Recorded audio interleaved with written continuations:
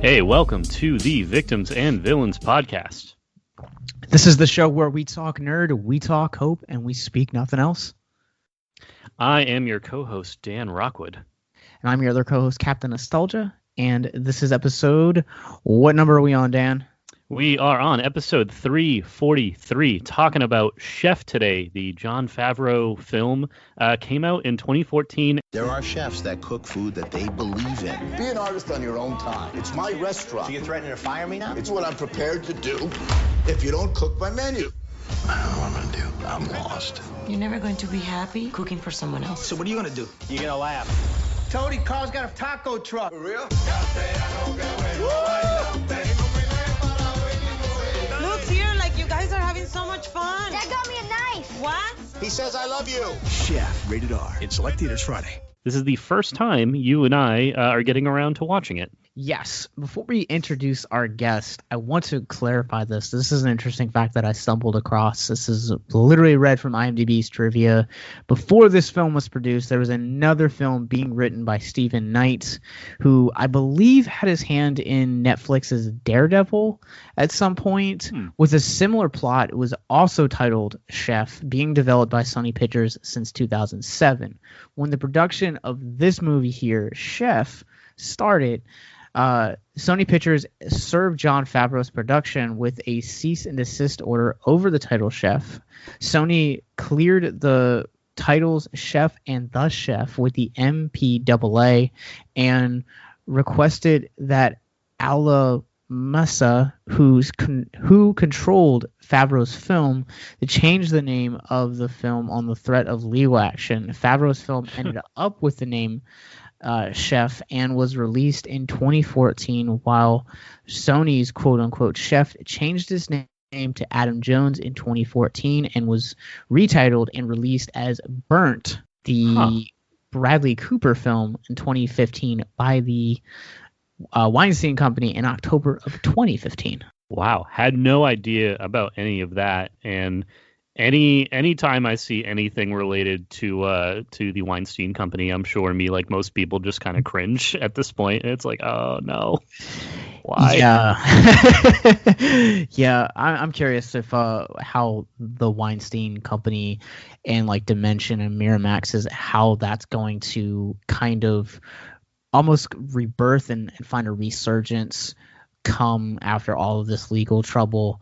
Right now they seem to be doing fine because they're actually moving right along with a Hellraiser reboot that has David S. Goyer at the pen for the screenplay. So it'll be interesting to see kind of how that moves forward. But we're here talking about Chef, like Dan said, and we had to make a first for Victims and Villains. We have a real life chef here with us talking about this, but she's kind of no longer really a chef, and we'll explain just in a little bit, but she has appeared on some of the Food Network's television shows. Please help us in welcoming, I guess it's still Chef Abigail Bardwell.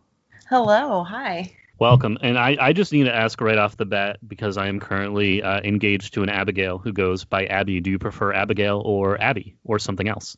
Abigail or Abby. It's interesting. I was Abby until I went to college, and then I was like, I'm an adult. I'm an adult now. So then I started going. By Abigail.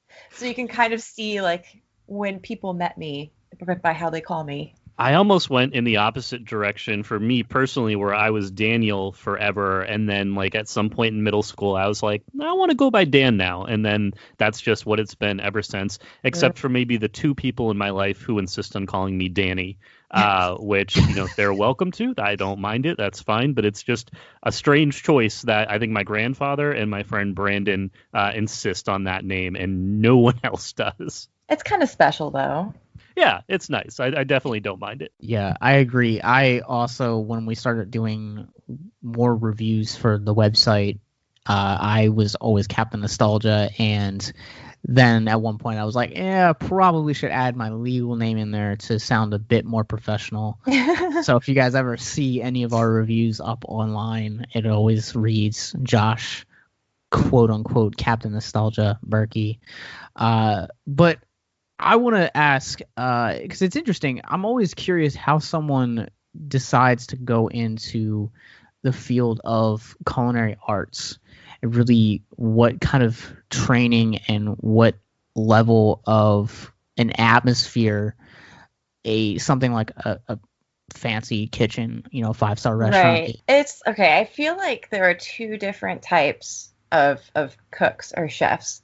There are the ones who enter because we're kind of you kind of have to have a little bit of craziness in you to want to be in that environment. So the people who kind of enter in the front end of it, like starting in 14, 15 dishwashing, and then you go up, versus the people who kind of decide later on that they want to be a chef, like a fancy garnishing chef, and then they go into culinary school, and they kind of like skip the get elbows deep part of it, and both, you may end up in the same position, but both have like a whole different kind of personality to it. And it's interesting too that you kind of talked about the two routes. I had a friend that started out going into like the dishwasher and then progressively moved up the ladder, and he's no longer in culinary. He's a firefighter, I believe, now.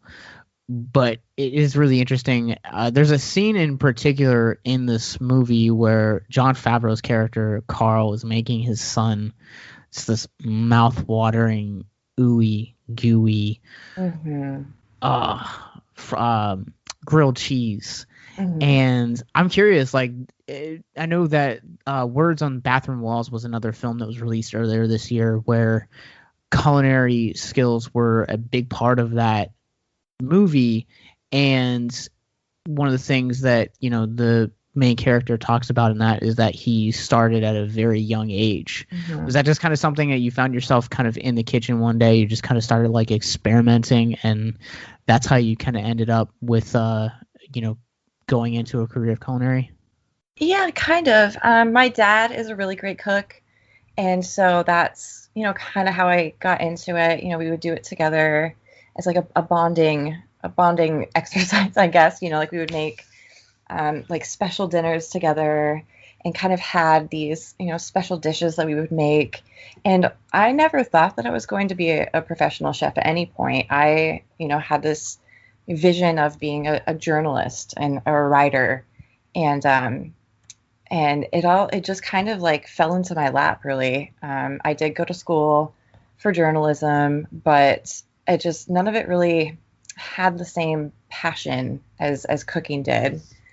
So that's kind of how I ended up with it. It was more of a not necessarily like me building up to that career, but more of like everything else falling down around me, and then it was the last thing left.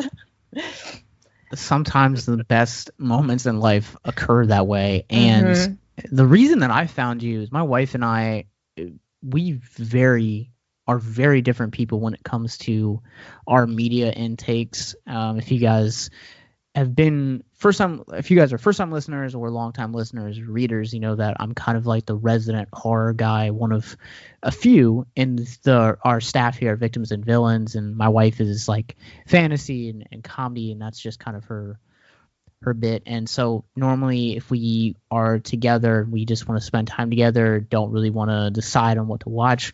Food Network's kind of our happy medium that we met. And you were actually featured on Guy's Grocery Games at one point. And like, what is the atmosphere like cooking in an environment like that? Because it seems like it's incredibly tense, for one, and for two, you're on television, and your debut was actually as a cat for the Halloween episode. Yes, it was. I honestly really love like cooking challenges. I have done cooking challenges, and Seattle has something called the Seattle Bite. It's kind of like a big food expo. I've done it in Taste of Tacoma, which is kind of a smaller one, like the Washington State Fair. And so there's just something about like this small proximity of a culinary challenge that really focuses me. I feel like if I have too many options or too many routes to go in, I can just kind of like lose myself, But with Guy's Grocery Games, they give you such like a tight proximity in which to choose from that it really kind of like hones me in, and it was very tense. I think all of us, it was a very long day. It was like a 14-hour day all combined, and we're all just like in this trailer. It kind of gets split up, and so you kind of lose that fluidity of it. But no, like everyone was really nice. They set you up really well. They really, they want you to succeed, obviously. And so they do their best to make that happen. I don't want to really spoil too much because Abigail's a voice that is going to be returning next month in December and hopefully, fingers crossed, a lot in 2021. And one of the things that I feel like really drew me to inviting you here, I searched for probably like 25 minutes after I watched your episode, is because you had actually won the episode you were featured on, but you also at the same time are no longer a chef, and you're no longer a chef because of the suicide of your sister. Mm-hmm. And we're going to be putting out an episode all about that next month, but I want to just kind of wonder if you could kind of briefly talk about trying to juggle the culinary career with the aftermath of losing someone to suicide. Yeah. So going back to the episode, I actually was supposed to be on a different one. And we were all kind of like going through the motions of that. And they started reaching out to me around November of that year, and my sister passed away in December, and we weren't supposed to be filming for another month or so. And so they gave me the option of, like bowing out of it. But I kind of decided that I wanted to use that medium, if you will, as kind of like an homage to my sister, and a way to have a platform. But as time went on, I kind of, realized that it wasn't enough for me. And the environment of a kitchen can be kind of toxic and not very nurturing. And so I ended up working at a place that was kind of like a training program for those experiencing homelessness or, coming out of like rehab facilities. And that kind of put me in touch with mental health and kind of, made me realize that I wanted to do more, like it wasn't enough. The line in the sand went further. Well, you guys, we're going to be expanding upon that story. I don't want to really dive into too much of it here because Abigail's shared her story with me, and this is very much something that deserves its entire episode. So you guys can actually hear it in full when we release it next month. We're planning, hopefully, if the schedule does not change, it's on the schedule right now to do for a December 18th release date, which is a Friday, 1 week before Christmas, and about 6 days after the anniversary of her sister's death. So we're going to take a quick commercial break real quick, but during that commercial break, we have a special treat for you guys. I got to sit down with Alain Moussi, who is a stuntman turned actor for his new film, Jiu Jitsu. We're going to take a quick commercial break. We'll be right back. If you or someone you know is listening to this podcast right now, and you're struggling with suicide, addiction, self-harm, or depression, we encourage you guys to please reach out. This is the heartbeat of why we do what we do. Suicide is currently the 10th leading cause of death in the United States, and as of this recording, there are 132 suicides that take place each and every day on American soil. And when you scale back internationally, there are 800,000 successful suicides. That is one death roughly every 40 seconds. So if you or someone you know is struggling, you guys can go to victimsandvillains.net/hope. That resource is going to be right in the description wherever you guys are currently listening or streaming this. There you'll find resources that include the National Suicide Lifeline, which is 1-800-273-8255. You can also text HELP to 741-741. We also have a plethora of other resources, including churches, getting connected with counselors, LGBT resources like the Trevor Project, and also veteran hotline as well. Please If you hear nothing else in the show, understand that you listening to this right now, have value and worth. We get it. Suicide, depression, mental health, these are hard topics, and the stigma around them doesn't make it any easier. But please consider the resources right in the descriptions below, wherever you guys are listening, because, once again, you have value and you have worth. So please, stay with us. Hey, man, how you doing? I'm doing fantastic. You? Good. So, let's talk about Jiu Jitsu. This is a new movie that you return with your kickboxer retaliation director. And it looks like you guys have collaborated on a lot of good things. I'm wondering if you can kind of talk about the creative process and relationship that the two of you guys have shared that brings you back so much to work together. Well, number one, I mean, Dimitri is the one who championed me to start my acting career, right? So when I was working on a film in Montreal about 10 years ago, and it was a martial arts film, and I didn't know who the producer-director was, but we ended up doing a live show with Dimitri, who was the director-producer. And I was in 3 of the key fights for that movie. After we were done performing, we were flips, we were doing tricks, we were doing kicks and punches and throws, and name it, we did it. We did hits and all that kind of stuff. And at the end of that, he came over and introduced himself to me, personally, and he kind of singled me out as a friend. And he asked me questions about, my family, my martial arts background, all kinds of stuff for about 5 minutes. And next day I got a call from casting asking me to audition for the lead role of this martial arts film. And I was like, oh my God. I got into the whole industry because I wanted to star in martial arts films and action films. So this was like a dream come true right away. So I prepped, I auditioned. Finally, Dimitri met me and he's like, okay, Alain, you're green, but I think I can direct you. So how do you feel about making a bunch of martial arts movies together? And I said, I feel great, let's start. Nice. And that's how our relationship started. And from that point on, I mean, every time that we started working together, Dimitri has put his trust in me and his full support in everything I've done. And I've seen him from the first film we did together. I see him as a visionary director who understands genre, but not just genre and martial. He understands filmmaking. He understands how to make a great film and how to tell stories and how to write compelling characters. And that's what I love about what Dimitri does, and I see him as a mentor in filmmaking.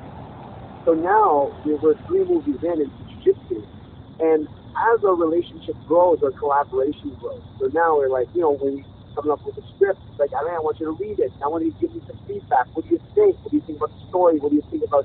So from the beginning of the creative process, and from the inception of the script, all of a sudden we start collaborating on it right away. And then that goes all the way to pre-production, designing the action for the film, coming up with really cool, brand new ideas, and all the way to post-production, where, I'm part of the post-production process. We look at the action.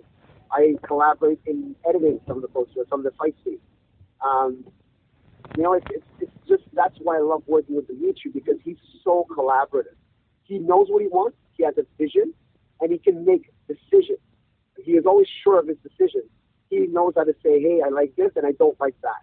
At the same time, he really trusts his team, and we'll take any great idea that he thinks is the best for the film because he believes that the film is a priority, and that's great, Yeah, that's awesome to have that kind of relationship. I know that there are very few in between of those kind of like director and actor relationships left in Hollywood.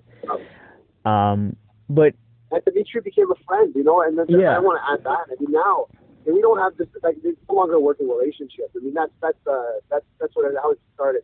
Our relationship is a deep friendship. We are friends. We're sabbatical. And that's what I love. I get to work with my friend all the time. That's awesome. Yeah, a healthy work environment is one of the best things for mental health. And One thing that I think our listeners might not be aware of, though, is that you actually, like you had previously alluded to, got your career in stunts. And something that our listeners might not know is that that stunt work has also led to you placing on the iconic Batman cape and cowl for DC Universe's Titans. But I'm wondering, what's the transition like going from being a stuntman and being in that side of the industry to going in front of the camera, and what has that transition been like for you?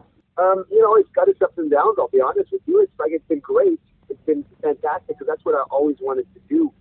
But, the challenge sometimes when it comes to that transition is the fact that because I come from a stunt background, the film industry is a very funny industry. It's an industry that sometimes don't think you can be. It's an industry that can think you're a one-trick pony all the time, right? So if you're a stuntman, well, that's what you are. If you're an actor, that's what you are. If you're an actor that does action, well, you're maybe an actor trying to do stunt, or you're a stuntman trying to act. It's like you understand that you can have more than one skill at the same time. So it takes time to prove that, which is okay. It's all good. You have to prove yourself. You have to pay your dues, and I strongly believe in that.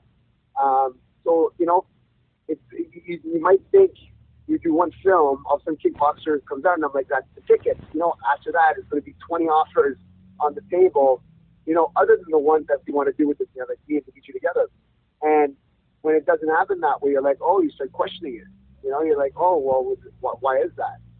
And to understand how it works, how the business of filmmaking works, helps you a lot to transition to transition smoothly,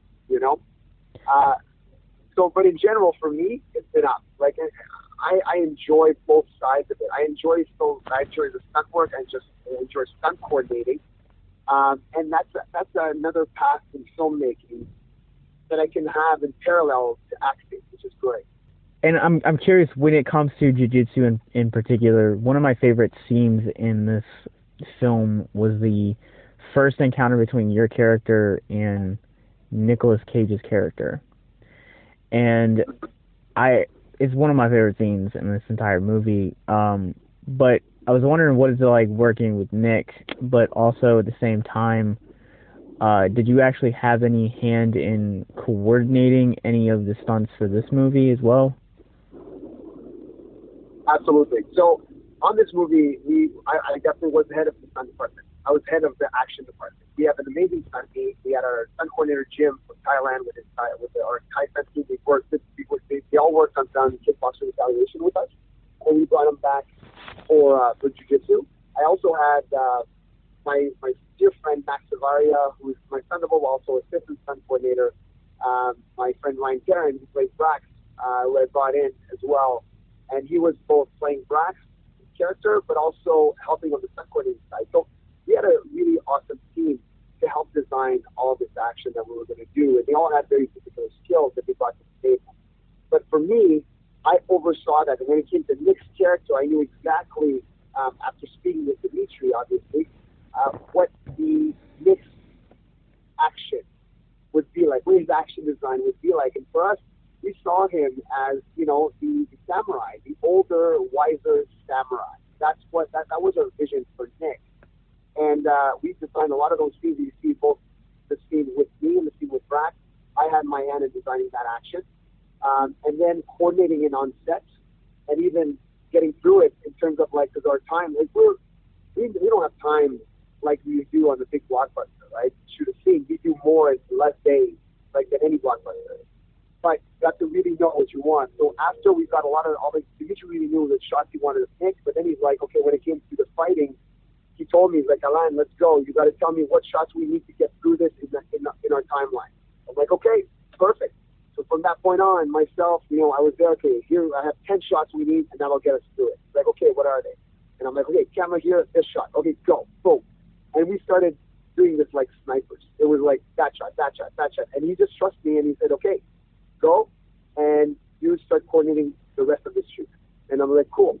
So that scene after that, I had my hand in picking the shots. I had my hand, first in designing, picking the shots, and then driving it forward to the finish line when we had to get through it.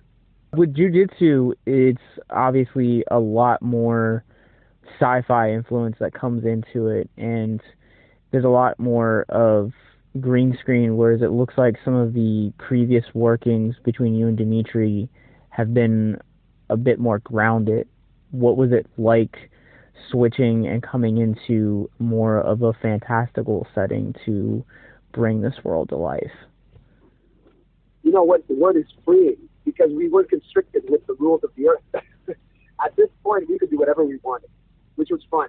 It's so much fun to not have any limits, right? So at this point, it was like the instruction was, whatever you think would be cool to see on screen, we can do it. Let's go. And I love that, you know, because you have total freedom. It's in a fantasy world, and you can do anything you think would be cool. And I thought that would take us out of the kickboxer realm, because kickboxer has to be grounded in reality, and this would give it a totally different texture, which is what I wanted for this film, and what Dimitri wanted. How would you guys like to help us get mental health resources into schools, conventions, and other events? Well, now you can. Simply go to patreon.com/victims and villains for as little as $1 a month.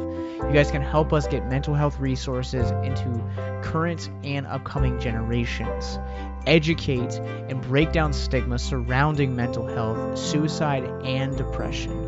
And you get exclusive content that you can't get anywhere else. And you guys can tell us which Nicolas Cage movie you want us to cover, and we'll do it. All it takes to get started is to go to patreon.com/victims and villains, or simply click the link in the episode description wherever you guys are currently listening or streaming this episode. Pick your tier and get started today. Yes, it's that simple. So quickly select the tier that you want and help us get hope into the hands of the depressed and the suicidal today.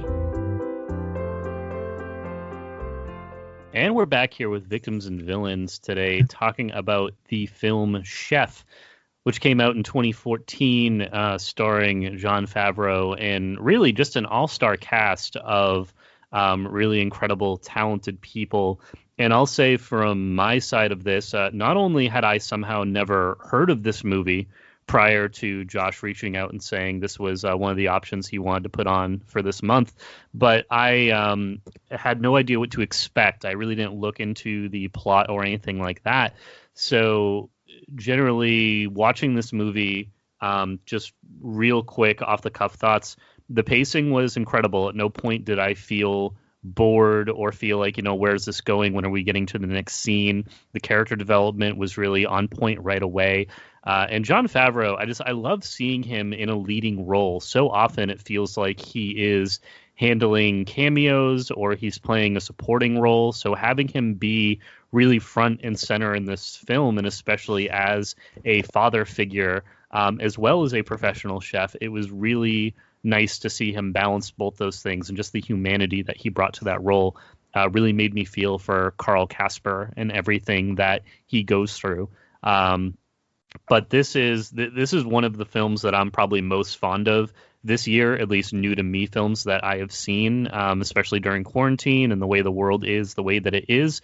It was just nice going back to what feels like a simpler time of 2014 when you could just have people, just the scenes of people just like sitting in a restaurant ordering food. I'm like, man, when will I get to do that again? Because I miss it.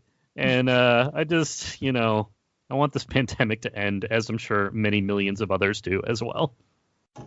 Josh, what were some of your initial impressions with this? You said that this has been on your list for a long time, so I know it's been on your radar a bit longer than it has been for me. So, yeah, this has been a movie that I've been wanting to see as a cinephile for a long time. I believe that Jon Favreau is one of the most underappreciated working actors / directors, creators general, during our current age of cinema and streaming. I'm just constantly floored just in awe of what he's been doing with the Mandalorian and what he was able to do with Iron Man, and then go from like Iron Man to Elf and back again to doing something like Chef. And, you know, this was really a passion project for him. And I absolutely adored this film. Abigail had texted me after watching it, and she was like, I forgot about how much of a dick he was. And such astute thoughts. I didn't text back because I was like, well, I haven't seen it yet, so like I want to have like as much like disconnect as I possibly can. And I've had, you know, friends of the show and people that I've met at conventions over the years just talk about how great of a movie this is, and everything from the characters to the cast to the music to just the plot and a lot of the behind the scenes stuff that I was reading about how he, like, Favreau trained with I believe the guy's name was Ryan Chow. Yeah, Roy Choi. Mm-hmm. Roy Choi, yeah. Mm-hmm. So like he really like trained and like was authentic and like really went through like a heck of a just a heck of a process in researching this role. Really immersed himself in this role, and you can see that so much. And you know, I think that there's just so much, like you said, Dan, like humanity that he's able to bring to this role, because, you know, I want to preface this. I worked at a pizza shop. Oh no.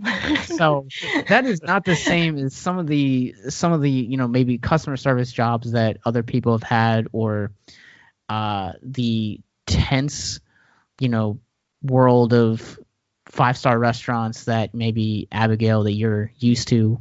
I just want to clarify this. A toxic kitchen is a toxic kitchen. It's true.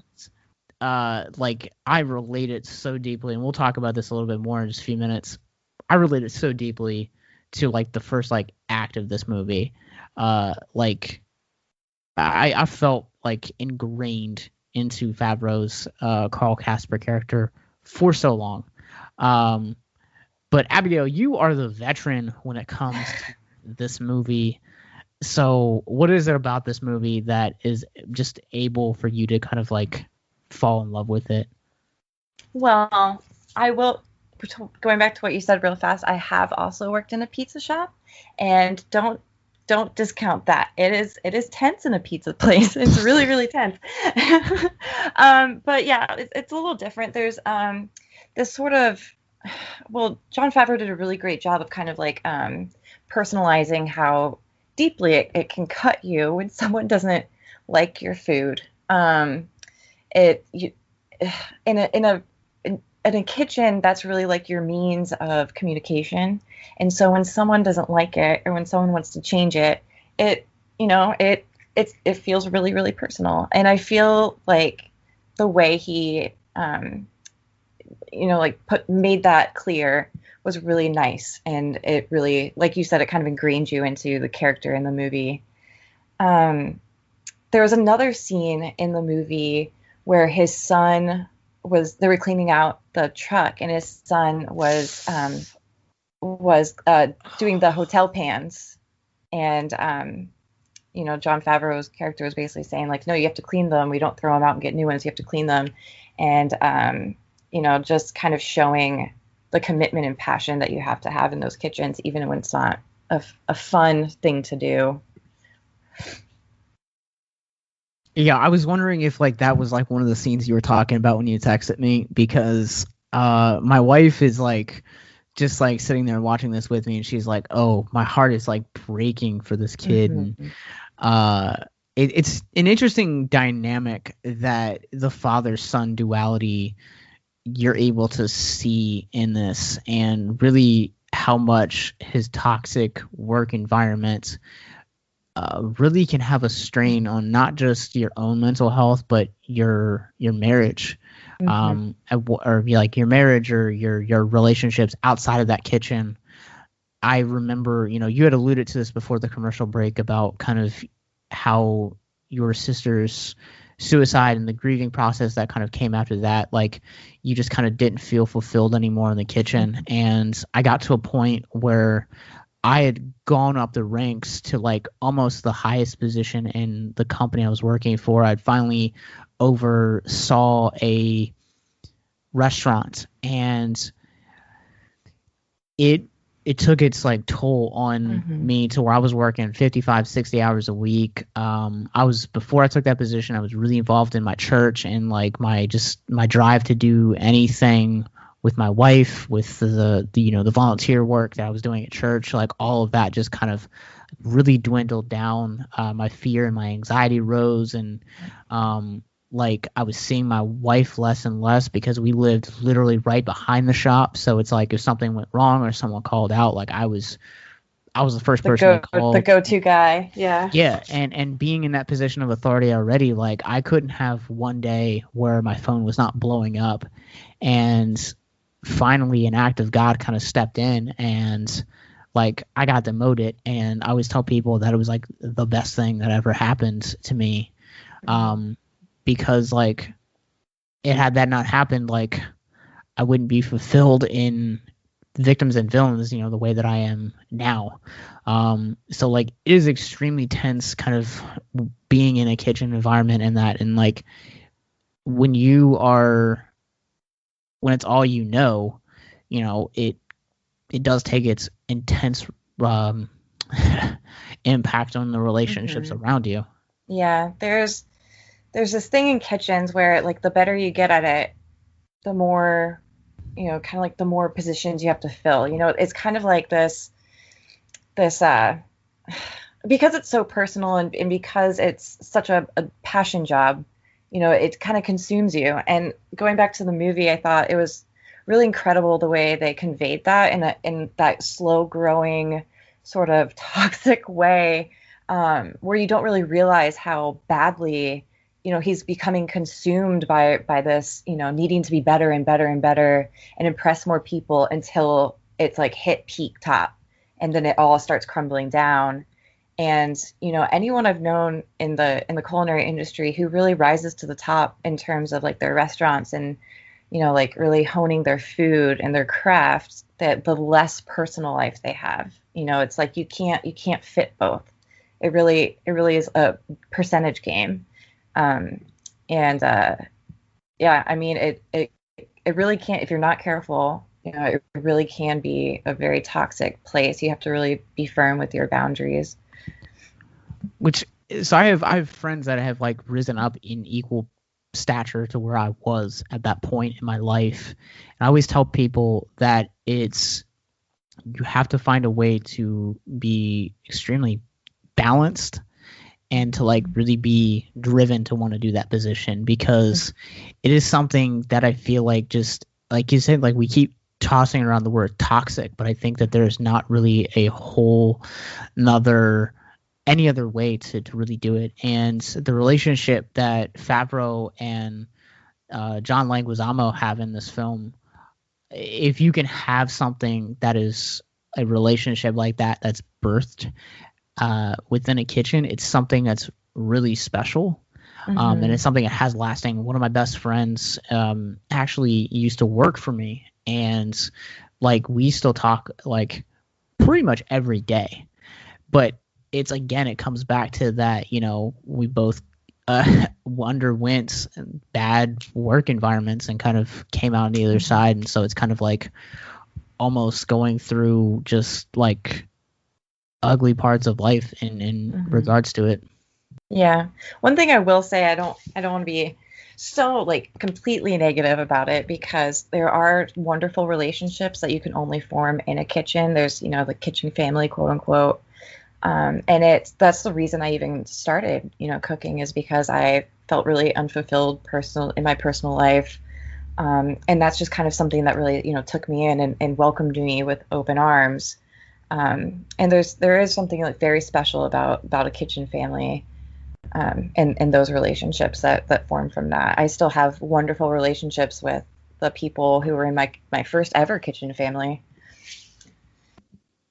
When we talk about workplace toxicity, I feel like that's something that we as both people who are passionate about things in our personal lives and try to merge that with our professional life as best as we can, it's up to each and every person to try and there's that cliche, that Gandhi quote of "be the change you wish to see in the world," but it's like you really need to bring, if you want to bring that level of positivity and see that change, it is so difficult sometimes. But I find if you're able, especially if you get into a position of a supervisor role or where you're starting to run, different areas, it makes it a little bit easier if you're able to bring that from the top down.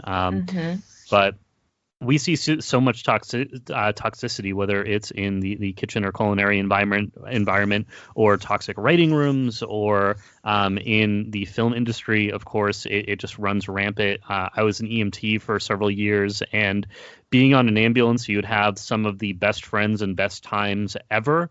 But you work one shift with someone who you just don't get along with or have difficulty communicating with, and it makes everything so much more complicated. And I had worked very severe medical calls that went so fluidly and so great, and I communicated so well with the people I was with that the calls were as easy as they could be, and we treated the patient as best as we could with a relatively low level of stress. On the inverse of that, I had very low stakes transfer calls, basically picking someone up from a hospital, bringing them to a rehab. And those could get extremely stressful if the person I was working with was in a bad mood or just not communicating well. And I think that you really see that with these different types of work environments. Now, having said, full disclosure, I've never worked in the food industry or the service industry in that regard. The closest has probably been working in retail when I was in high school, but the concept of working in food and working in a kitchen has always been really intimidating to me. And I'm sure you both can speak more to it than I could, but just the fast-paced nature of it, the concept that you're dealing not only with people, but hungry people, okay, people when they're they're not at their most patient or understanding. And there's just so many different tastes, and then you're dealing with food allergies, and you're handling juggling all of these orders, and needing to communicate with the front of house staff, and just everything about it. It just seems like such a fast-paced place to be. And I can see where there would be a lot of fulfillment in that if it's something you love and you're able to make these people happy, but it's definitely just so stressful. And seeing, learning, I feel like learning that there'd be a huge learning curve when you're coming in, especially if it's one of your first jobs working in a kitchen, being able to pick up on just all the things that eventually become second nature. That seems to be especially challenging. Yeah, absolutely. I've seen people, who come from culinary school, and you have all the confidence in the world coming from culinary school. Like someone literally gave you a piece of paper that said, "You're dang good at this job, congratulations." And then you go into a restaurant and, they crash and burn because it's like this weird, honestly, like fake environment of a kitchen. And then, there are the people who rise up from the bottom, and yeah, like you said, it becomes second nature. But it really just depends. I mean, like I used to work in a restaurant, and I worked brunch. And, like that goes so fast, and the people are much hungrier and they're much less patient than if you work in, like fine dining. But they each have their own little things. But yeah, overall, definitely fast paced and very demanding, very physically exhausting. So I don't know about you, Abigail, but I know for me, being in that type of environment, like I really thrived. It just kind of allowed me to put whatever, either if I was going through a rough day, like it put that mentality and kind of those mental health issues on hold, and it just kind of gave me a refocus. I loved it, and that's one of the reasons why I miss doing conventions so much, is because you have crowds of people around you, for one, and two, you're trying to have these conversations with creators in this very fast-paced environment where they're both equally trying to promote themselves but also sell their work at the same time. And something about that, like I just thrive. when it comes to like this weekend is a great example. Yesterday I had 5 movies to review and prepping for this podcast also this morning, and then producing it. Like I thrive on like busy schedules. And I find myself that because of working in food and thriving in that type of environment, that when it comes to like actually like resting for my mental health, like unless I'm to the point of exhaustion, I suck at it. So bad. It's one of the things that my wife constantly tells me, you need a break, you need a vacation, like just have a day to yourself. And like there are some days where like I'll come home and like I'm just like I just need a veg. But like most days like I'm driven because I have like X, Y, and Z that I have to do, and like that like it drives me. Yeah. But it also drains you at the same time. Yeah. Well, what I said earlier about like having boundaries, I say that as someone who is really bad at setting boundaries, especially like working in, passion projects, like when I was cooking professionally, like when I was home, I would constantly be thinking about new concepts or this or that, or like be trying different things. And then working in mental health, like any downtime I have, I kind of feel like it's time that I should be devoting to my job. And so definitely like having those boundaries, having those expectations, and being able to say like, okay, this is me time, like to recharge my battery so that I have more energy to give. It's a feeding process. It's kind of, it's all circular. That's really important, but I'm just like you in that way. And I really want to stress this to a lot of the listeners right now, like what Abigail is saying, like it is very crucial to recharge. And so the way that I shaped my weekend was I was like, okay, after today with this recording, the rest of my time today is just going to be vegetation. It's just going to be a day just to hang out with my wife and just watch movies or talk or just spend time together. It's just gonna be times like that. And I know Dan, we're recording this the Sunday after the PS5 launch. Dan's had a lot of time just to kind of like have that time to himself and recharge. We were talking about it before we actually added Abigail to our call. But he's just been geeking out as of some of our other writers on staff have, and it's just been it's awesome to get to see just that rest that you deserve so well, just to kind of like be able to see that and just like to talk to you and hear how passionate you are about something like that as well, especially when it is like just giving you a time to just kind of like recharge and prepare yourself for the work week or the next recording that we have. Yeah, absolutely. I what I've noticed is it's like you have to kind of give yourself permission, because like when you're like, honestly, like there are so many times where I have all this free time and I'm like, is it okay if I'm not doing something like super productive and like notable, like is this okay? And I honestly like have to like give myself permission to, maybe play Animal Crossing for like 6 hours straight, but yes, maybe you got to build that island. Of course, 100%. I just want to say that it's a testament to how much the show means to me that I agreed to schedule a recording the launch weekend of a brand new console and take time away from that. So, but no, I've been playing a ton of Spider-Man, Miles Morales, and that's been great. It's been so much fun, and I'm also on the Animal Crossing train, so I'm huge into that too. Yeah. But it's I think it's important to have passion and be passionate about something, whatever that is.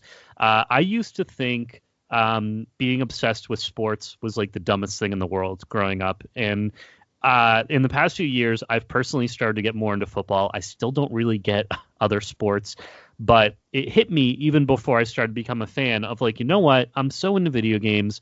I play so many. I watch launch events. I watch live streams. How is that any different from someone tuning into a football game or a baseball game? And if it's something that they're excited about and they get passionate and they get like, who am I to say that like, oh, like you shouldn't be excited about that thing? And it's been a mindset shift that I've been trying actively, that when I see someone get really into and excited about something, it's like I never want to belittle that or bring it down and make that person just feel worse, because like that's not a good thing to do. It's not a cool thing to do. But it's having that joy and that passion in what you're doing. And I think that is something that's demonstrated so well in this movie, Chef. And my favorite moment in the movie is when they're like busting their asses. They're in the food truck. They're working so hard. At this point, they're making Cuban sandwiches for the group of guys that help them set up the truck. So they're not even charging for them. And it's so hectic. And his partner says to him, he's like, you know, we're not making much money, but you're happy, right? And John's laughing. He's like, oh, I'm happy, happier than I've been in I don't know how long. I'm so happy.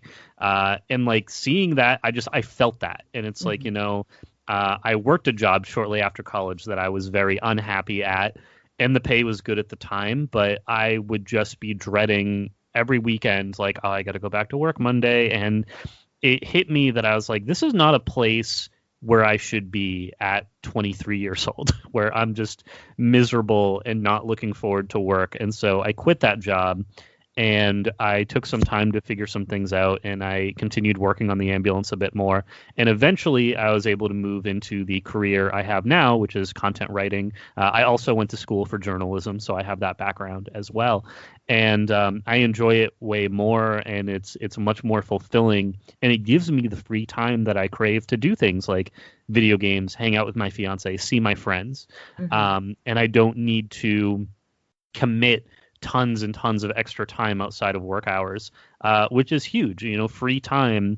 I feel like there's a group of professionals out there who are like, oh, you should always be working or practicing or trying and getting better. And I respect the motivation there. But for me, it's like, I want to do what I do and practice what I do and get better at what I do. But I need time to just end my work day and say, you know what, I'm going to order food and play a game for the next few hours. And that's okay. Like I've satisfied all of my other responsibilities, and it is okay for me to do that. And I know that there are people, especially older people, who don't understand, who'll be like, oh, like how much time did you spend playing a game this weekend? Or like, how many movies did you watch today? It's like, come on, man, just let me do my thing. Makes me happy. Absolutely. Like, and especially what I've noticed in restaurants, that's a really big part of the culture. You know, like comparing work weeks and being like, oh, how many hours did you work this week? 45. Well, I worked 55. And there's like this like pride in like devoting all of your time and all of your energy to the restaurant, and kind of like that expectation of you know, doing that and always being available and always being there for the restaurant. And like you said, I definitely, you know, I respect that dedication, but I found myself in particular one of those people where I would drain myself beyond any capacity of like working. And, you know, there's that whole thing about, you know, you can't fill someone else's cup if you have an empty cup. And my cup was bone dry for a long, long time. One of my favorite moments, I'm currently going through The West Wing, which I've been honestly watching for years. And I go through periods where I watch a ton of it and then I stop and then I come back months later. But there was a specific moment where one of the lead people on the writing staff said to one of the new hires, you have a team, you have a staff, have them, like, you don't need to write all these speeches yourself, have them write them, review them, ask them to do better, and then expect it from them. And have, be that leader and be able to motivate them. And I currently work on with some of the best people that I've ever worked with. And it's a team that I really enjoy spending time with in and out of work. But for me, and I think a lot of us, it comes from the adage of being in school, maybe, of doing your own work and writing papers and doing tests. And so little of it is collaborative that you feel like you need to just say yes and take on more work. But when you have a team, delegating is something that I've been getting better at, and splitting things up and saying, okay, I have these big picture projects that I need to work on for my position, I'm going to send off some of these other writing assignments to some other people, and they can kind of tackle those as well.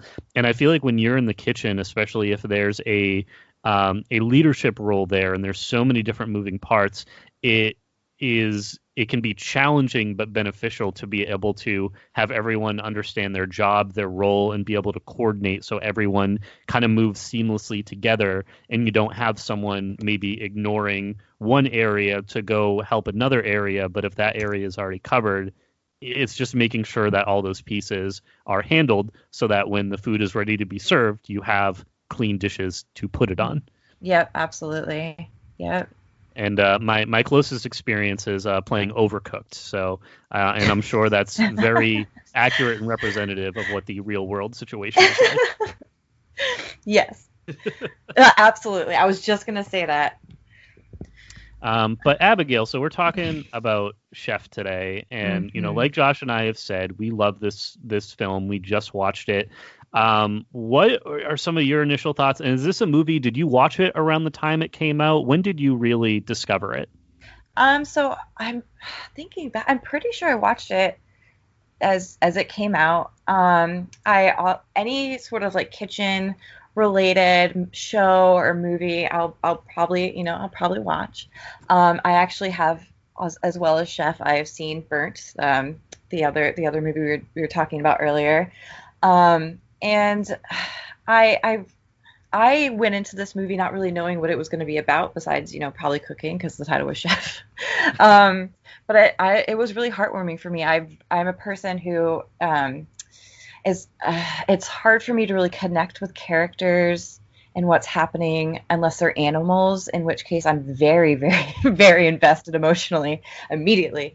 But I found myself being really attached to this movie, and it's one that I watch often. And it's just such a good freaking movie. Like I'm sitting here thinking about all the scenes that really like affected me, and there's just like one after the other. I think the biggest scene for me that was so touching was when he was with his son. jon-Favreau's character was with his son going to the market, and he was shopping just for himself. He wasn't shopping for like the restaurant anymore. He was shopping for his own personal pleasure. And, that's something that happened, with me, where I would always go to the store and be thinking about, the restaurant or cooking or jobs. And then once I kind of shifted out of that, it became something I had room for in my life personally. Now, I'm sure something you probably get asked relatively often. Is there a specific dish that you love to cook for yourself, or maybe for a group of friends, if you're, preparing something? Yeah. Well, my dad and I, we would always make, I know this sounds weird, we would always make Vietnamese summer rolls for Thanksgiving. Huh. Oh, wow. So I don't, it was like one of our first dishes that we had together. We were just like dumbfounded, like, wow, this is so great. And we would make Thai food and Vietnamese food, like even before, like lemongrass and Thai basil and stuff was available at grocery stores. We would have to order it online, and we would always look forward to like the day that it would come to the door, and that was like a huge cooking day for us. So Thai food and Vietnamese food, Laotian food are really like close to my heart, I guess. That's awesome. That is a subset of foods that I don't have a ton of experience with, but would love to experience more of it. I've been a notoriously picky eater for the majority of my life. Things like chicken fingers have been a big staple for me, and still are. I've got a list of the best chicken fingers and burger places in the greater Boston area. And, I love that kind of food. But I came to a realization, one, I should really eat more things, at the very least, from a health perspective, wanting to be able to just be a healthier person. And so I've been doing more things like burrito bowls or stir fry, or I'm very fortunate. My fiance is phenomenal in the kitchen, and she loves experimenting, and we work with different things there. And it's really great to see. And it's one of those skills that I would love to pick up and hone as a hobby, because I would love there's that moment I feel like in movies or TV shows when a character is just like really, really good at cooking and they just make this amazing, incredible meal and everyone's impressed. And it's like, that's the moment I want. I want to bring something somewhere and have people be like, oh man, this is great. I did sort of have that moment last year for Thanksgiving. I followed a slow cooked stuffing recipe with a bunch of different veggies that I bought and I chopped up and put in. And it was pretty successful. Now, it was still boxed stuffing in addition to that. So not the most elegant thing in the world, but hey, it worked. And in a crock pot, the presentation, it looked phenomenal. Yeah, you got to start somewhere, dude. Oh, yeah. I think it's really common for like in the restaurant industry for people to kind of gatekeep, food. Like, all the time people ask me like, what is your favorite thing to, eat? Like when you're done or with the kitchen or what is your comfort food? And honestly, I love boxed tuna noodle casserole, like tuna helper with broccoli in it. It's just one of my comfort food. Like dino nuggies, going back to chicken food, dino nuggies with barbecue sauce. Love it. Like, whatever makes you happy with food. There's kind of like sports and gatekeeping sports. It's whatever makes you happy. Who's to say that's, a bad thing? Though I do wish that I come from a pretty plain family. I didn't have like Chinese food until I was like 17 for the first time.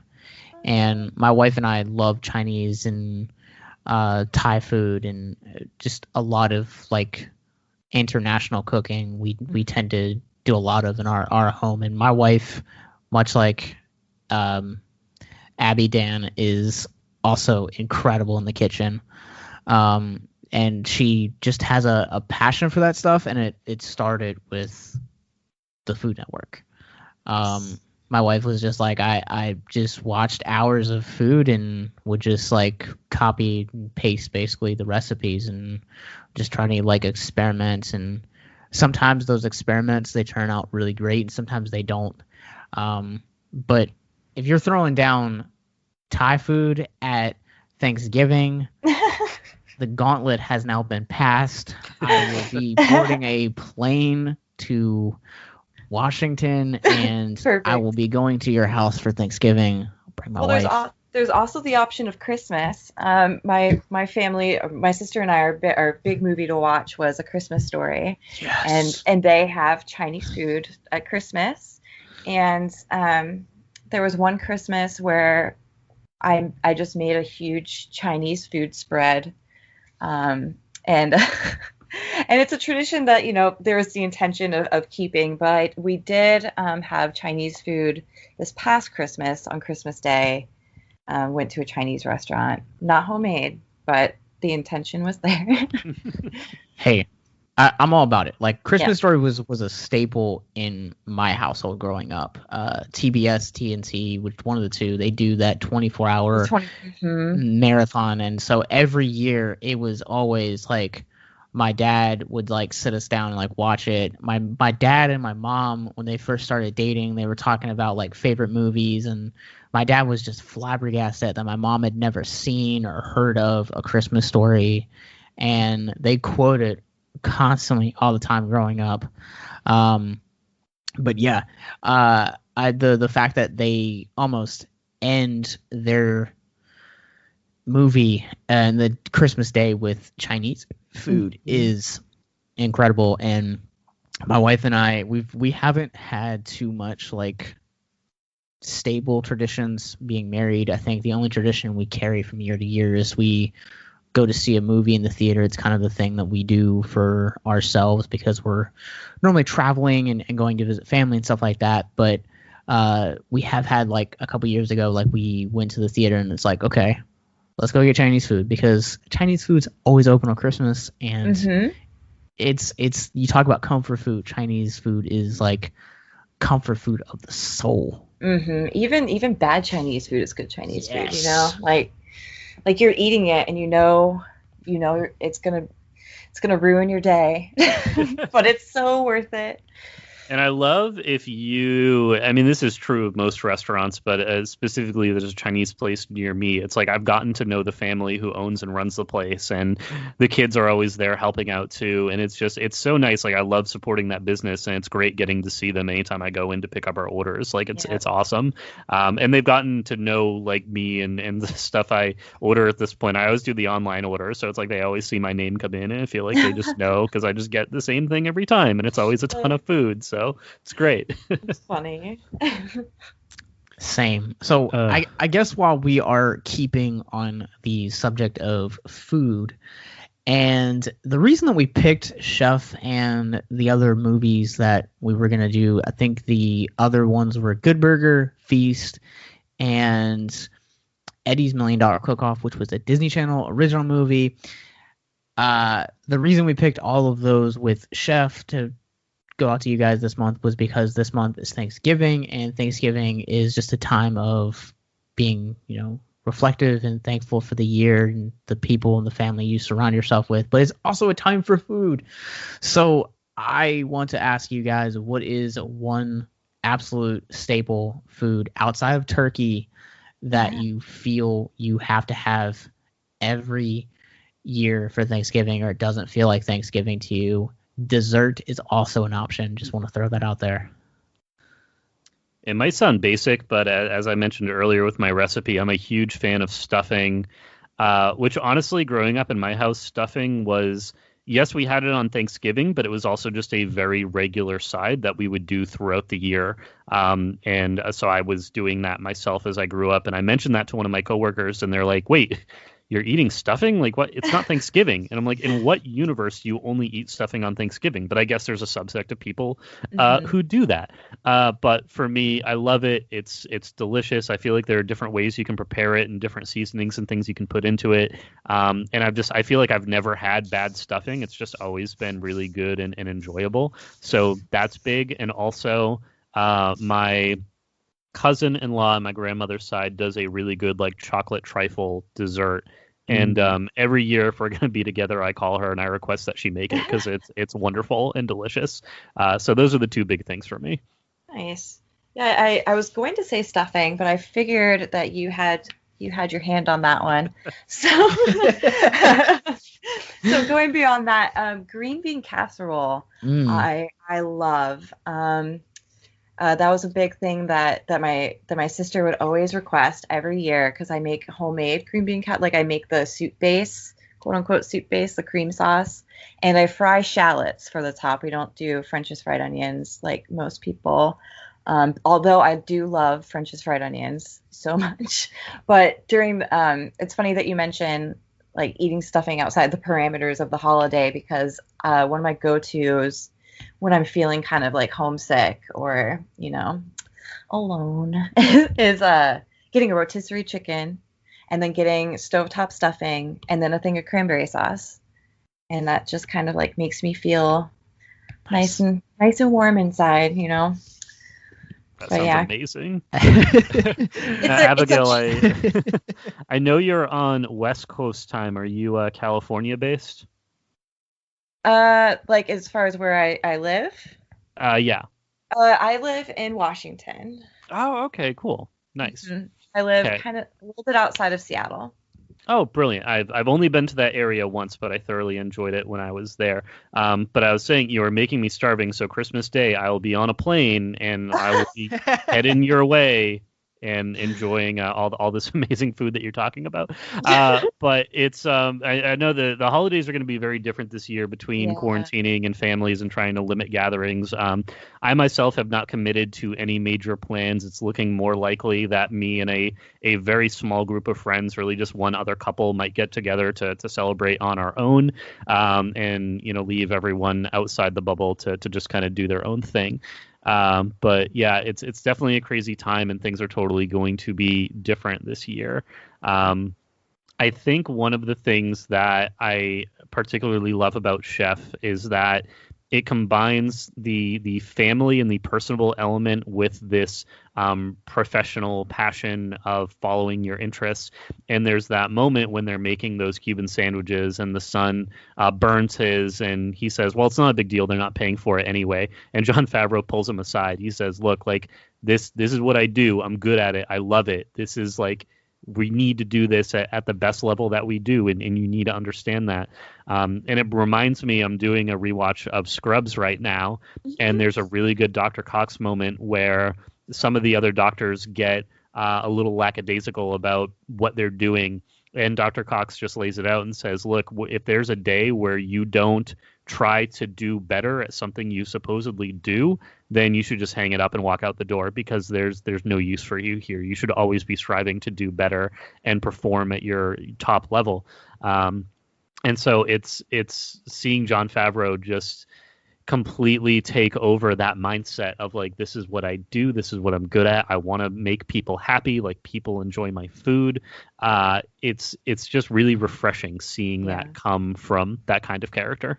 Yeah, absolutely. I think that's a really important thing to kind of always have in the back of your head. It's something that I struggle with sometimes, is, you know, like putting out the same energy that you would want to receive. And that's a really golden standard to have in a restaurant industry. You know, like I've seen some things go out that really make me very sad on the inside. But yeah, it really is just, you know, especially now in mental health, being someone who has received services themselves, like it's kind of like, what would you expect if you're in that position, having, you know, the empathy to kind of, you know, understand that. But yeah, in Chef, that was a really one. It's in the stack of my really adored scenes. Mm-hmm. I also love the son teaching Carl Casper about Twitter and how the internet works. Yes. And that whole scene of setting up his account and just Carl having no idea what it's about. And the son flat out says, like, this is nice, this is fun. Like, I like doing stuff together. And I think that's a moment that Carl starts to realize, because it shows before that scene, I'm pretty sure, when he has to cancel on his son or he's late picking him up, he says to his ex-wife, the kid's mom, he's like, I'll make it up to him. And then there's just the two scenes of them at a movie theater and then on a roller coaster and then him dropping him back off. It's like, oh man, yeah, that's like partially dad of the year, but also that's just like the epitome of just like throwing money at your kid and being like, here kid, like, you know, be happy, and not necessarily putting like the personalized effort into like really spending time with him. Right. Even more than that too is that the scene where he's specifically on the roller coaster, he's on the phone and he looks bored. Yeah. So when it flashed to him at the movies, I was waiting for him to take out his phone and like start texting or doing something. I equally also like that Twitter moment, because it's tender, but it's also kind of uncomfortable to watch it the first time, because like he doesn't understand what Twitter is and like social networking and social media and all the guys that he was in the chefs with. I can never remember the actor's name, but he's a cop from Ant-Man and Leguizamo. The two of them are kind of like talking about like how you network, and it's like almost kind of like used like transforming into this like Tinder hookup kind of thing. And he's like, whoa, no, you're not going to use this for sex, right? And he's like, no.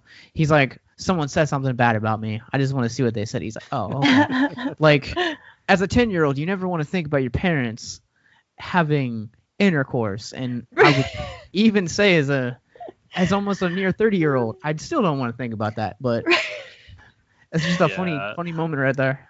I saw in real time many years ago one of my coworkers make the connection that her brother was born just about 9 months after they had purchased their cabin, like their lake cabin, and I saw my friend just have that realization and be like, oh no. Oh, just like time stops.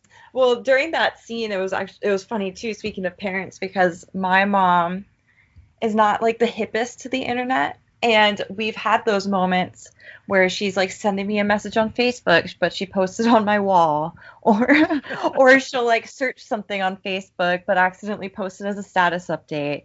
And so we've had those little moments of like, oh no, like this is what actually happens. And the scene where he says like, oh no, like no one else saw it, but I sent it directly to him, and his son's like, oh no, you posted it and everyone can see it. And just that slow realization of just like, oh no. Like I've definitely been in those moments. When it comes to burns, though, Favreau, Casper totally wins. Coming back that comeback tweet, though. That's true. That was great. And I love that food critic is played by Oliver Platt, who I know is a very successful, very talented actor. I know him best from Lake Placid, where he is the alligator scientist in that film. And so the whole time I'm watching him on screen, I'm like, hey, he's the alligator scientist in Lake Placid.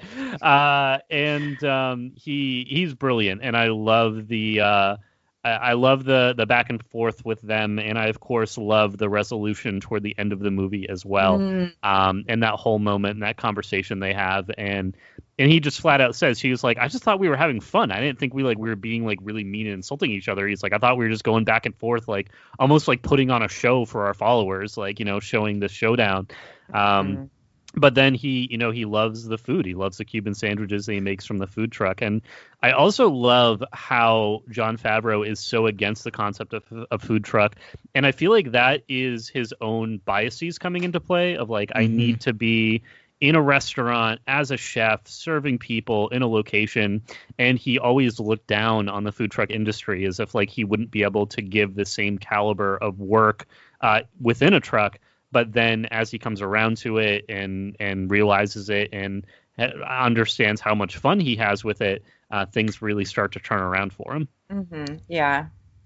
So here's a fun fact real quick about Oliver Platt.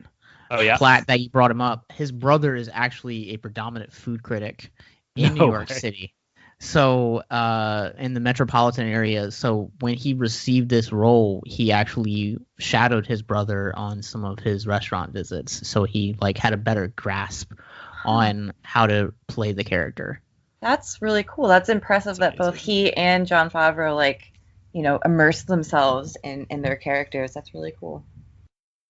I love stories like that. Whenever I see someone putting the time and the research in and figuring stuff out, it's very not necessarily on the same scale, but is reminiscent of Heath Ledger studying the Joker for The Dark Knight and the level of character work he put into that and all of the stories surrounding that. But man, this movie is so good. It clocks in at just about 2 hours, I think. It's so well paced. I watch a ton of movies, so it's not a hindrance to me, but there are moments if a movie is just not paced to the exact right way, like I'll just start looking at the clock or I'll look at my phone and it's like, okay, like, you know, where is this going? How far are we getting through it? When I'm in a theater, that's not really the case. That's a totally different situation. But at home in my living room, those feelings can come up. I didn't really feel that way with this movie. And in fact, it feels like things really kick off when they get to Miami. That happens like an hour into the movie. Like it really takes a good amount of time to build up all these situations, let you get to know these characters. And then the catalyst of actually getting the food truck, the meeting with Inez's ex-husband, who is played by Robert Downey Jr., which was a great scene. I had no idea that he guest starred in this movie, so when he came on, I was like, "Oh wow, hello!" It was so great, and it brought me back to the Iron Man happy dynamic in the best way, and Robert Downey Jr. just. His character in this movie, he would start sentences in like the middle of a conversation, and he would say things that he would just have the assumption that Carl Casper would already know about, and then Carl would he was like playing catch up the entire time throughout that conversation, and then finally just agreeing, fine, like I'll take the truck, bring it around, let's do it. And then the montage scene of them cleaning the truck and getting everything ready was so great. And I love that his friend from the restaurant shows up too, and it's like, hey, I told you I'd come. I told you I'd be here. So let's get this done. Yeah, he was so great in this movie. I the more I read about it and heard about it, the more in love I fell with that role that Roy Choi had, especially considering now they have that show on Netflix, The Chef Show. Mm-hmm. Have you guys watched that at all? I have not actually watched it. It's on my, after coming out of watching this, it's definitely going to be on my radar for the next week or so, just to kind of watch and unwind with, like I do with the Food Network. So yes, it will be watched. Oh, good. Same here. I'll have to check that out. It's just interesting to see their dynamic. It's so similar, like in real life and then in the movie. So here's another fun fact for you guys. The scene that we were talking about earlier with Carl and Percy in the movie theater, it actually features audio from Iron Man's repulsor race as a nod to Favreau's 2 entries into the MCU from a directing standpoint from Iron Man 1 and 2. Interesting. I did not know that.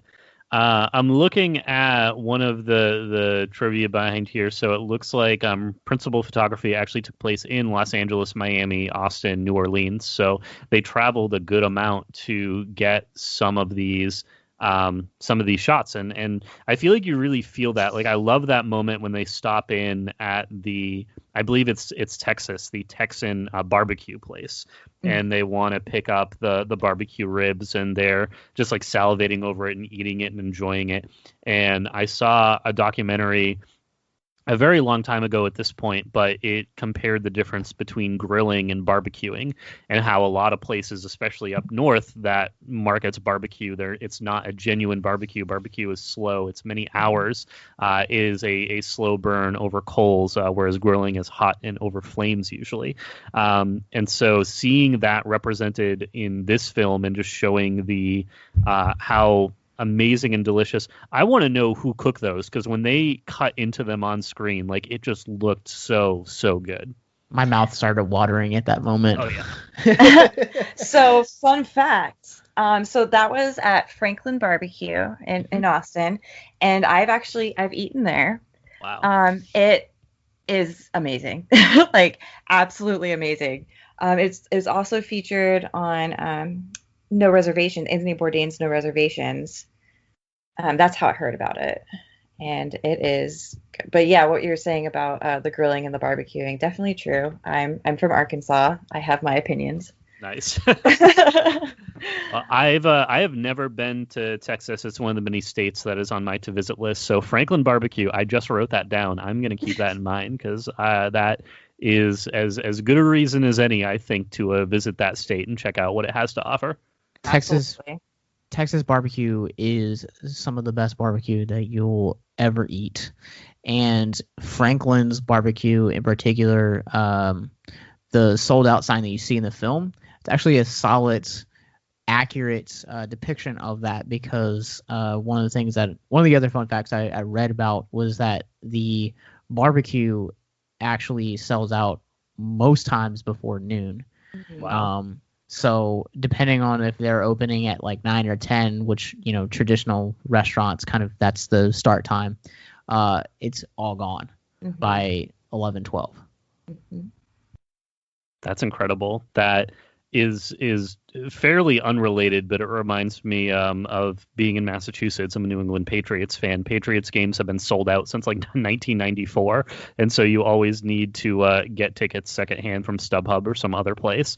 But that's a mark of good success of knowing how much you're the respect and the number of customers you're able to get into that business. That's awesome to hear. Yeah. Especially, I know, we keep talking about quarantine, but I know the service industry, the food industry has been particularly affected. I've been trying to support more of my local restaurants through delivery and takeout orders, just to try and, show my support for them. Also, there's a lot of times I don't feel like cooking and I want to pick up food from a restaurant, which has definitely increased since being home so much. But there's so much good. I like the diversity of the food in this film. Like in the beginning when he's in the kitchen and there's the menu that he's preparing there, and then the Cuban sandwiches, and then the barbecue that they go through, you really see the different, different levels of food being represented throughout this movie. Mm-hmm. Even like down to the ingredients when they're going to the market and, identifying like all those things and what they do and why they, need them. I thought that was really cool that they, made space for that to really, bring you into the process. That was great. And I love the first grocery trip when the kid's asking for kettle corn and he's like, why don't you have an apple? Here's some fruit. Have some fruit. Yeah. And then the hard cut, the next scene, they're both eating a gigantic bag of kettle corn. Yep, absolutely. I mean, you can't go wrong with kettle corn, but also, one of the things that I really noticed about here is that you guys talk about the diversity that you get to see in food, and I think with that also comes the diversity in cultures. And one of the things that I really admire most about this film, the bigger of a cinephile I become, the more that I really admire the music of a film.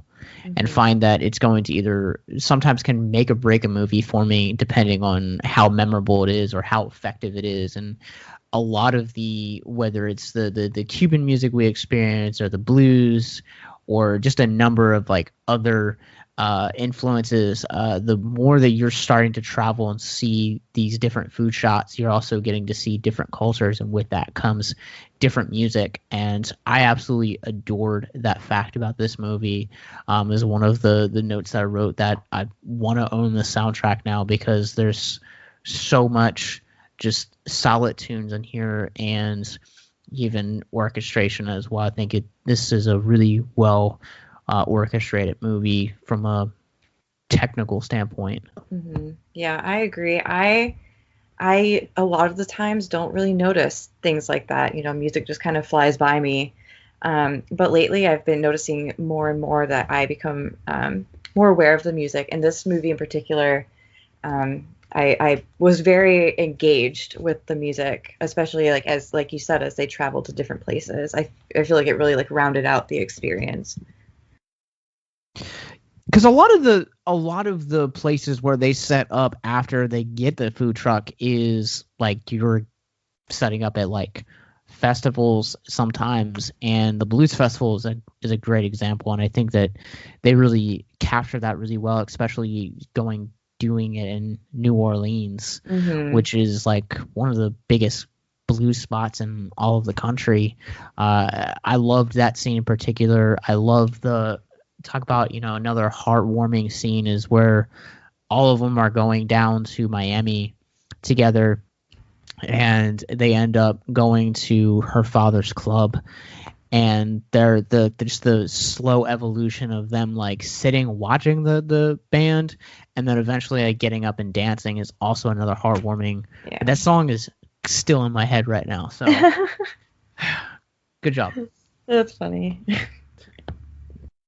It's so well done, and the more stuff I watch and the more mediums I'm seeing, especially over the past decade and as we move into the 2020s, seeing the different representation and casting a light on different cultures and different people and seeing all of this. And we're seeing it more with Josh. I know you shared on Victims and Villains the other day that they hired a deaf actor for The Mandalorian to portray one of the Tusken Raiders and develop some of their sign language and work there.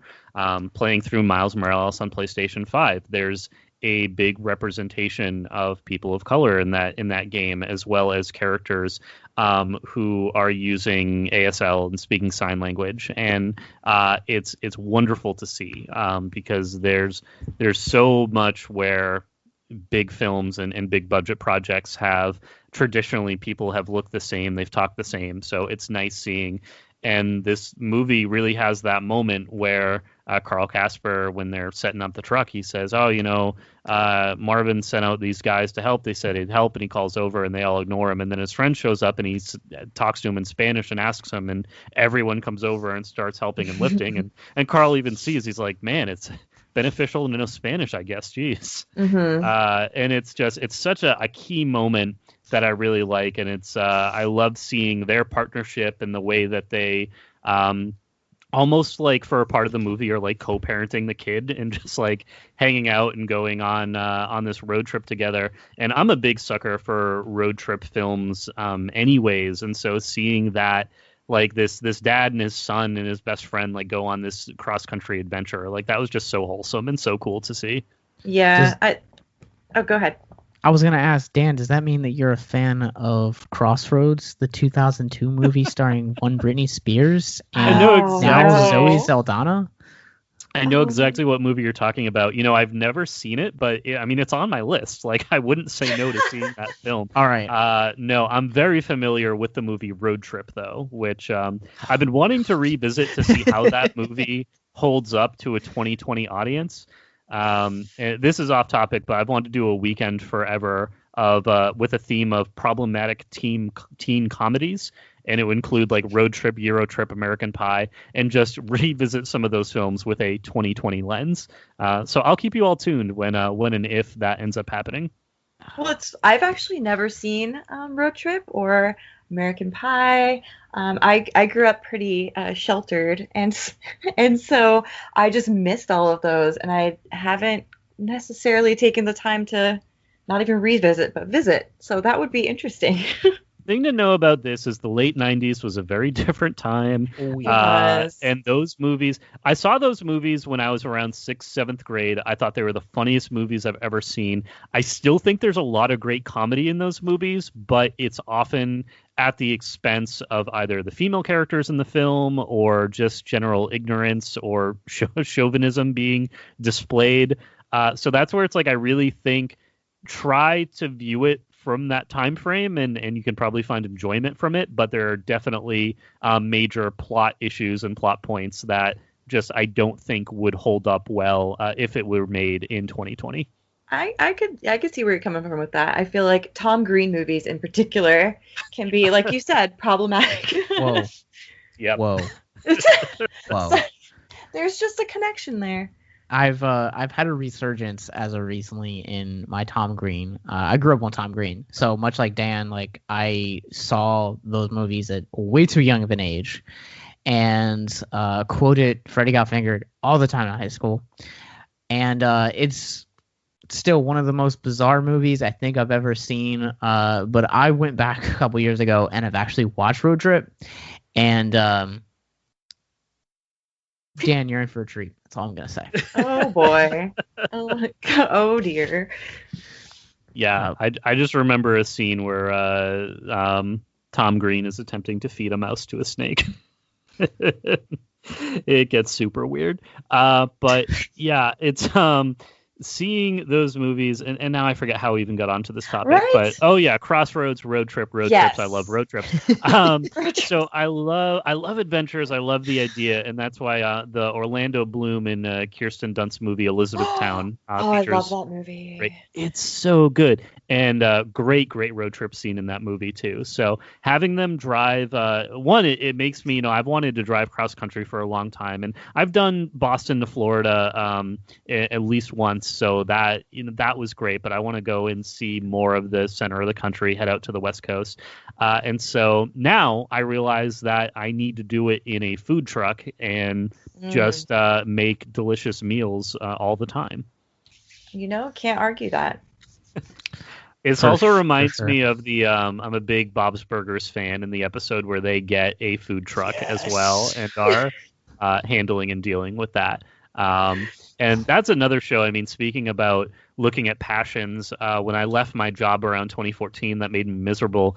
It was around the time that I was watching Bob's Burgers. I started to, and literally one of my catalysts was Bob is a role model to me in that he's broke, he's poor, his checks always bounce. He lives in a fairly small apartment with his kids. But you know what? He's happy. He's his own boss. He gets to enjoy what he does every day. His burgers of the day bring him so much joy. And it's like, that's what I want to be. I don't need to be rich. I don't need to be necessarily financially secure. Some money is good, but I don't need a ton. I just want to be happy and look forward to what I'm doing day in and day out. And I feel like that is especially relevant in the culinary setting of finding that joy and finding that passion, and the idea that no two kitchens are the same, and you're going to find different management styles and different people, and finding that right group that you can really go in and work with. It's something that's very special. Mm-hmm. That is so wholesome. I'm just that's so great that Bob's Burgers is the I want to write the letter that tells them that Bob's Burgers has just inspired this new way of living. I love that. Well, it is now recorded on Victims and Villains, so it's out there true. in the world for eternity. But Dan, I kind of want to jump off of what you're talking about, and specifically, there's a scene where Chef Casper is talking to his wife's publicist, and it's after all of this like big blow up between him and the food critic has gone viral, and like he just repeatedly says, I don't want the money, I just want to cook. And there's a couple great scenes throughout where like Sofia Vergara's character is like talking to him about, you're miserable, and like he's like, no, I'm not, I'm okay, you're stressed, no, I'm not, I'm fine. And there's another scene, one of my favorite scenes I think probably is the scene between him and Scarlett Johansson, where they're outside the restaurant and they're just talking, and she's basically just like really calling him out and kind of talking about, the fact that he has been miserable the entire time that she's known him. Like he might work in a kitchen, but the friction between him and the Dustin Hoffman character is a little bit too much. Like it's becoming evident that, your formulaic approach to cooking is really wearing you down, and you've just kind of lost your passion for this.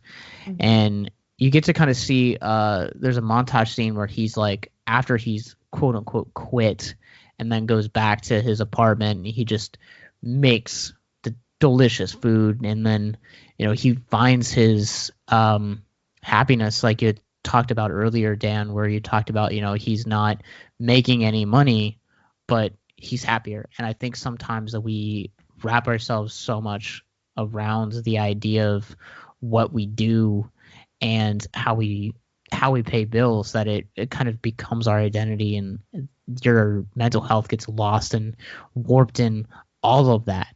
And that's not a healthy place to be at in period. And I spoke about this earlier, but working 55, 60 hours a week, Abigail, you alluded to this earlier, with the kitchens constantly trying to outdo each other. How much hours did you work? 45, 55. It really does take its place on it, and we are not, making anything off of Victims and Villains, and what we do make goes back into gas expenses and getting more fundraising material and getting suicide prevention resources into schools, conventions, film festivals, and a number of other things. And but this is where my heart lies. This is where I'm most passionate about. And it's, I think sometimes you need to recognize that the things that drive you aren't going to be the things that bring food to the table or put a roof over your house. And you just have to be okay with that. Yeah, I think, there's definitely a line drawn between personal achievement and professional achievement. And a lot of the times it can be blurred, like you reach the epitome, the pinnacle of your personal achievement, and then it kind of goes into professional achievement. Like what else can you do? What else, how far can you push yourself? And, both in the restaurant industry and, in the mental health field, these are both jobs that are notoriously, you don't make a lot of money doing them, but you do them because you're passionate and because you want to, put yourself out there and kind of make changes and put your perspective into something that you think can be helpful. And, I still work long hours and, don't make a ton of money, but I feel so satisfied knowing that I'm kind of in both fields, kind of, creating change and creating something. It's funny. So the first time that Abigail and I had talked over the phone, we were like texting back and forth on Instagram, and then, we just kind of got into this. And normally when I approach someone to be like a guest on the show, I'm going to hear back from them either like right away, or I'm going to hear nothing at all. And so, you have to put yourself out there sometimes, but we're having you here. Like, we're not making any money off of this. But I remember ending the phone conversation, and what I initially had thought, I was like, okay, I'm just gonna be getting a guest for this chef episode that we're doing. And I came out and like I just had like the biggest grin on my face, and my wife was like, what? And I was like, this like Abigail, I think, is gonna like have a big part in Victims moving forward, because like she just doesn't want to be a guest. Like, she's like, okay, like we're gonna put they're gonna put our resources in her offices. Side note, I still have to mail you all those. All good. But it's like, she's coming in to do an episode next month. We're talking about her doing a third episode, and it's like, it didn't cost anything. But it's just like those little things in life, just to make sure that you savor those and hold on to those, because at the end of the day, like, that's what's going to make you happy.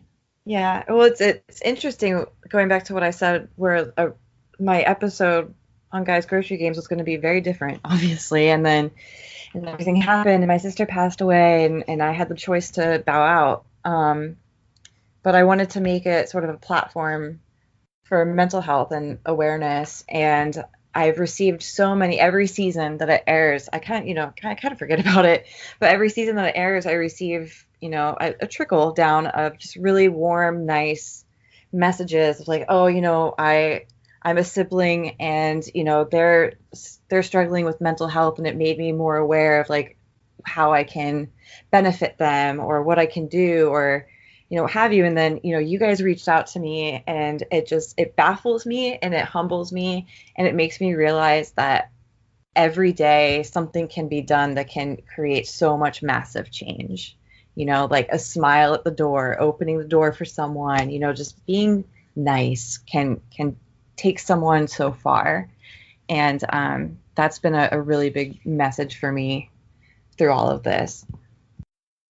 Those human connections are definitely the best part about doing this podcast, and the podcast that I had done prior to jumping on Victims and Villains as a regular partner. And it's something where, being consistent and being able to just get to know new people and seeing new experiences and getting these different points of views. And I up until now have never really spoken with anyone who was professionally involved in culinary arts or had extensive experience in a kitchen. So this has been a huge learning experience for me. And I really appreciate that. That point of view has been really amazing.